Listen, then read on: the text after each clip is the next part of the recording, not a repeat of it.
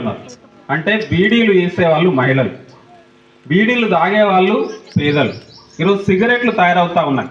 బీడీలు తయారు చేస్తే ఇంతకుముందు అన్న చెప్పిండు దాని మీద బొమ్మలు వేసిండ్రని. బీడీలు తయారు చేస్తే తయారు చేసిన వాళ్లకు క్యాన్సర్లు వస్తున్నాయి, రోగాలు వస్తున్నాయి, లేదా వాళ్ళు గిడసబారిపోతున్నారు, రకరకాల రోగాల బారిన పడుతున్నారు.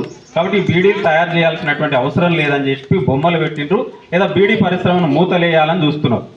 మరి అది సిగరెట్ పరిశ్రమలను మరి ఎందుకు పెంచి పోషిస్తున్నారు అంటే సిగరెట్లు మార్కెట్లో అంటే బీడీలు తగ్గిపోతే సిగరెట్ల యొక్క రేట్లు పెరుగుతాయి, లేదా సిగరెట్ల యజమానుల యొక్క లాభాలు పెరుగుతాయి. కాబట్టి బీడీ పరిశ్రమ అనేది ఈరోజు సిగరెట్కు పోటీగా ఉన్నది.